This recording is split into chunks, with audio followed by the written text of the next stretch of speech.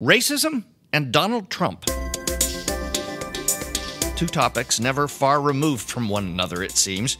From his early and long-running promotion of the Obama birther conspiracy to the latest tweet storm attacking the NFL and some of its players, Trump has been accused of injecting race into just about everything he does or says. So, has it made a difference? Are we more divided racially than we used to be? We've been asking people these questions and a lot of others to get at the facts. And this time on Poll Hub, brand new Marist Poll results on the perceptions and the reality of race in the Trump era. Let's get started.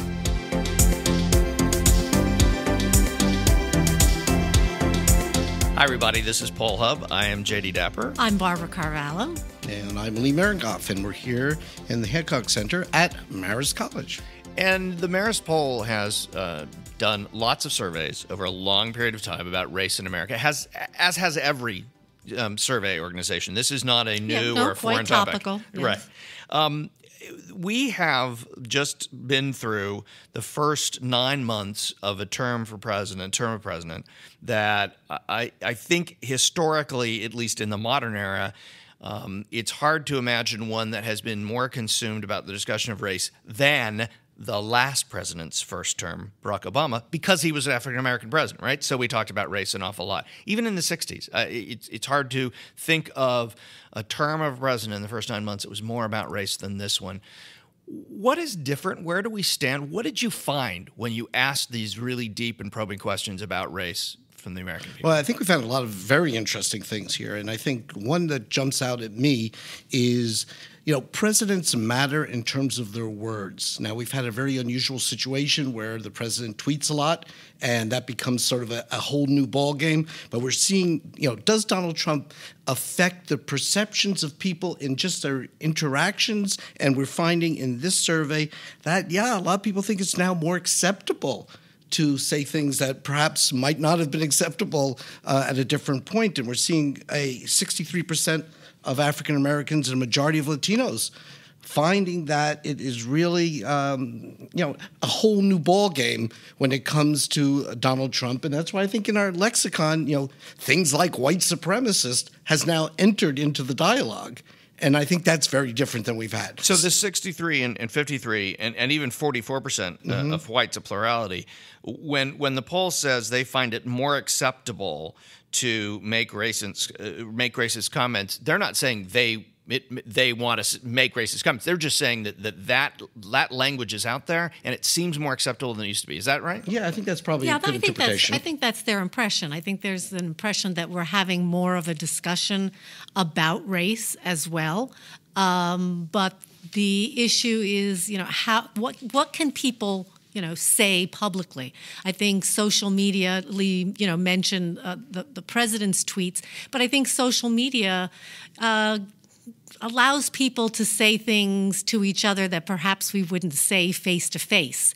And I think that raises the intensity of language, especially racial language and a language that people find offensive.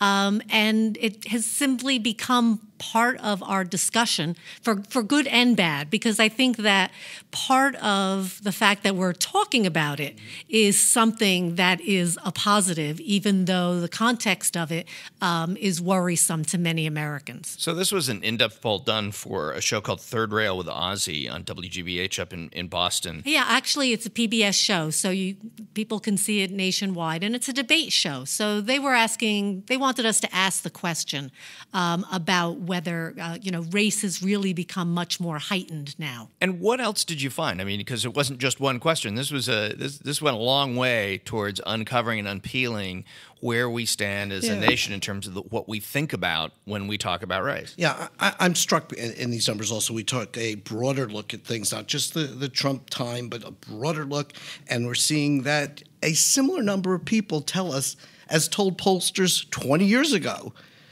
do whites have a better chance of getting ahead, or do African Americans have a better chance of getting ahead? And by about a 10-to-1 ratio, people think whites have a better chance of getting ahead in our society than African Americans. Half of Americans think that race is not a factor.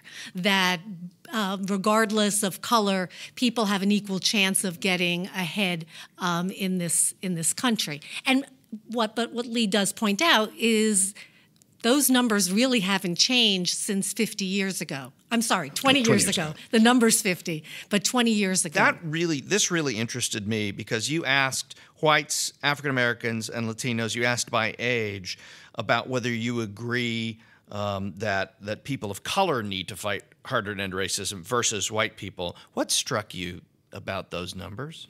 Well, I think what we found that was very interesting, we asked a question which was, do you agree or disagree with this statement?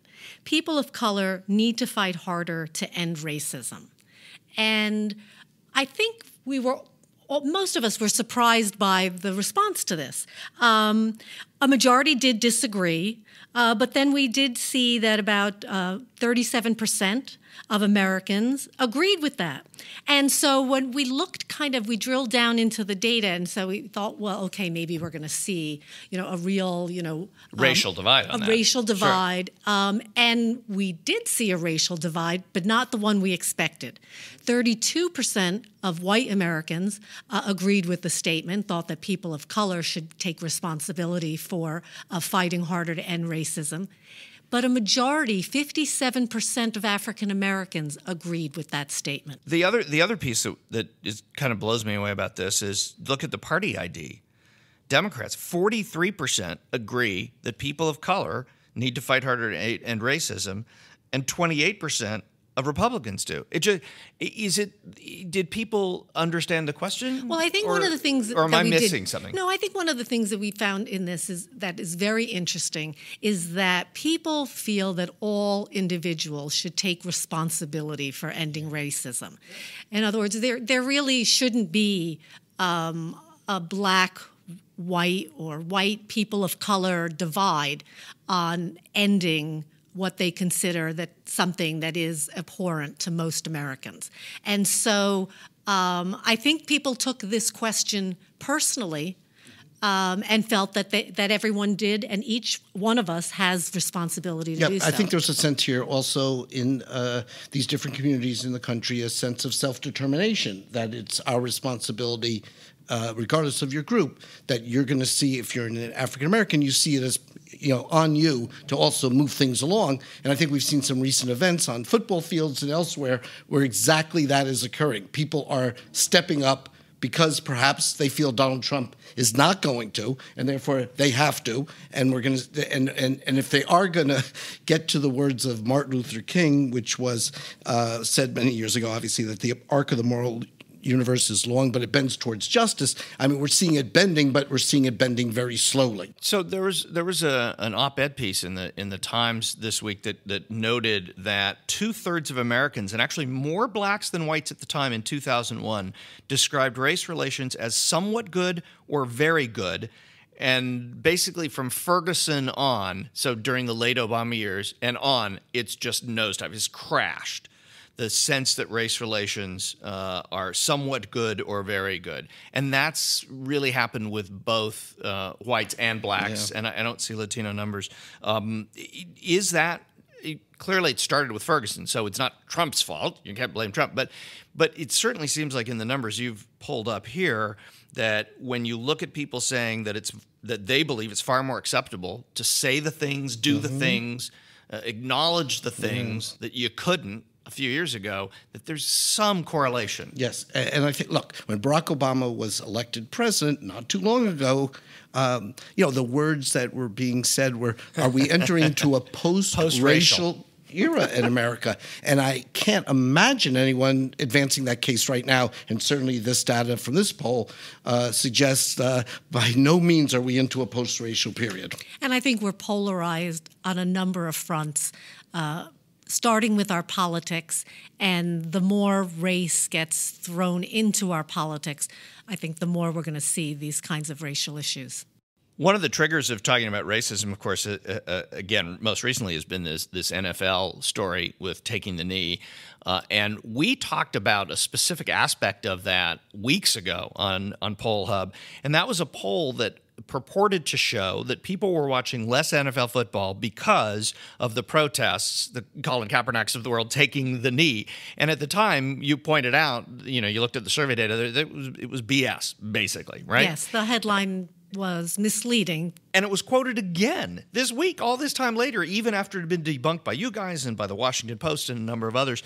New poll that got a lot of attention this week, also not up to snuff. Yeah, on college students and whether they want to see different types of opinion and speakers that may offend different groups on their college campuses, or whether they just want to have a very positive experience at college and not deal with issues that they don't agree with. This gets at this whole snowflake argument that's really popular especially in kind of conservative talk radio, is naming these college kids who want to be protected from speech that makes them feel bad, and there's all this kind of talk about that kind of stuff. I think it's a tough issue for campuses in terms of free speech versus some restricted free speech. But in this particular poll, we're talking about a finding, in quotes, that almost 1 in 5 people think that maybe even violence would be acceptable to disrupt the behavior of a speaker who you didn't like. And I think that's what really punched through, that we're sort of getting ready to have an armed camp on these campuses, and I think that is way beyond what it is. And maybe Barb should weigh in a little bit about how it was done. Let me start, though, by saying why this particular poll did get the traction that it did. Yes, it had a very interesting headline. Sexy headline. Absolutely. But also, it was done by a professor at UCLA, a professor of electrical engineering and public policy. He's actually a non-resident senior fellow at the Brookings Center for Technology and Information. This guy, is not a slack. Educationally, has a PhD from Stanford. So it had a lot of academic credibility. But when we drilled down to see what the poll was about, although it was of college students, it was a poll that was done where college students were allowed to opt in. In other words, they self-selected to take part in the survey. And so one of the big findings that he found was this issue of the learning environment. And he found that a majority of college students actually wanted to create this positive learning environment. The snowflake effect, which you talked about, Jay. And Gallup actually did a very in-depth, representative, generalizable survey. Scientifically, they dotted all the I's and crossed all the T's, and found actually the exact opposite, that only 22% of college students felt that way. And so it creates a very different, not only headline, but perception about what students want. Could you go back, though, also? You said that this was an opt-in survey, the one that the guy at UCLA did. Could you explain a little bit more? Well, I think what was interesting is there was a serious attempt to ask questions that either had been asked before. In fact, he asked the exact same question that Gallup had asked in their study with the Knight Foundation just a year ago. And so he was looking to get a sense of what college students think, and I think he was making a solid attempt to do so. But part of the methodology was that UCLA, in their assistance with him, got him a sample that was just an opportunity for college students that perhaps are part of a panel, could opt in, could self-select. So the researcher himself is not allowing the opportunity for any college student to participate. They're zeroed in on a self-selected group that might be interested in this topic who were part of this panel. If you were doing a poll on Trump versus Hillary, for instance, good heavens, and it was self-selecting, what would your results have looked like? Well, I wouldn't put credibility in whatever they looked like. If they had Clinton ahead, I wouldn't have taken a look at it, or if they had Trump. And it's self-selected, and the whole idea behind polling is that you're taking a sample as a researcher and you're giving people an opportunity to participate. And what we like to say is that everybody has a chance of being in the poll, or at least those people who you want to participate. So what's interesting here is to me as a reporter, it checks two boxes that are immediately going to get my attention. One, it's a great headline, right? Everybody's talking about this. Two, they contrasted it by asking identical questions to a former poll, to a poll just a year ago. Look at the change, because we love change. We love to report on change. And 3 is done by somebody who has academic credentials, right. so this is not a... So there's credibility. But here's so as a reporter, what should I have done? If I'm looking at this, what should have been my smell test to go, woo, well, this one stinks? I would have suggested you called around to some people in the public opinion community, and I was going to mention someone we know, Cliff Zukin, who's a professor emeritus at Rutgers, had been associated with Pew and former president of the American Association of Public Opinion Research. So stay with me for a second. He said that this survey had statements that were scientifically wrong and misleading, that a margin of error, it claimed, could be calculated in a non-probability sample, a little insider talk there. And the survey does, about the sample being probabilistically representative, and that you could mention a margin of error and you could calculate it. Well, this is just not, I don't even know what probabilistically representative actually means. But what we're saying in a poll is if you interview a certain number of people, you can say within a range, with an estimate, what all college students would have thought had you interviewed all of them. So this thing goes down a very different path than what we would consider science and something that's recognizable. So if you touched base with some folks who have been doing a lifetime of work and not the quick and dirty side of things, you would have found something that really went right up against what people who've been surveying do. It's really, really hard. And we do look at media sources, and particularly, the big reputable media sources to look at studies like this, and in a sense to take the time and energy to vet them. And it was an interesting headline. This strikes me as if it's too good to be, if it sounds too good to be true, it probably is kind of rule of thumb. And I think that applies to polls as well, for reporters or for anybody who's reading or tweeting polls, is if it sounds too good to be true or too different to be true, you ought to peel back the onion and take a closer look. Buyer beware. And before we go, I want to talk about something that's near and dear to my heart: happiness. There's a poll that you guys wanted to talk about, and I love this. It's about what makes people happy. So a international study, 4,500 people done in association with the National Academy of Sciences, took a look at what do people think in a series of countries, what makes them happy, what makes them not happy in terms of their purchasing of items, and do certain types of things work in terms of satisfaction or not. And you know what kind of interesting is, if you can buy things that save you time, save you work, you can take out food as opposed to stay home and cook. You hop in a cab. You might want to hire someone to help around the house or things like that. If you have the money, these are things that work for a lot of people in terms of correlating with happiness. But buying clothes, and I think someone's going to object very quickly to this. Buying clothes and other things, well, materialistic goods maybe not as good because it doesn't really increase your leisure time. Barbara, equal time. So, I think what the study is saying that actually money can buy you happiness, but it depends upon what you spend it on.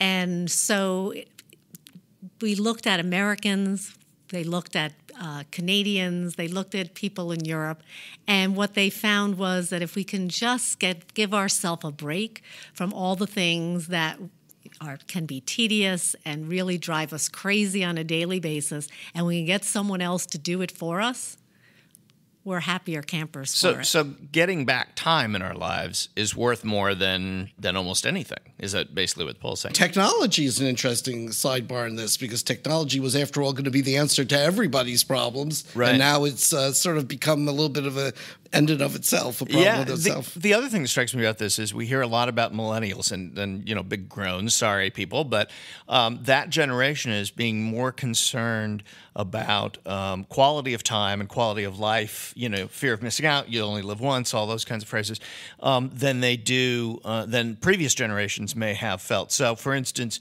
I was just dealing with this real estate transaction out in one of the suburbs of New York City, and the real estate agents were saying, look, the generation of people who are moving out of these big houses that they built for their families and their beautiful houses and all this, nobody's buying them in this millennial generation. And it's not just because there's financial reasons for that. There's less economic wherewithal to be able to do that. Even the kind of post-millennial, just at the other side of the millennial generation, they want to live closer to their work. They want to live in smaller houses because they don't want to have to keep it up. Exactly. They're looking for time and quality of life time and walkability. They want to be able to walk into the village and to buy a slice of pizza instead of having to climb into their Suburban and drive to a mall.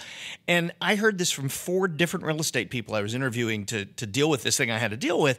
And it really struck me that, sometimes stereotypes, like the millennial stereotype, sometimes there's some truth there. Yeah. And I think also, the survey doesn't suggest that this is what everybody wants to do with their lifestyle. In fact, not everybody's trying to do this. They still have the good old work ethic. People still want to work hard, get ahead, things like that. And some people actually feel a little guilty if they're figuring out a way to get an easy ride out of this. So there's a traditional sense of, really giving your all. That's still there, too. But I think the study statistically did find that these millennial generation may be onto something.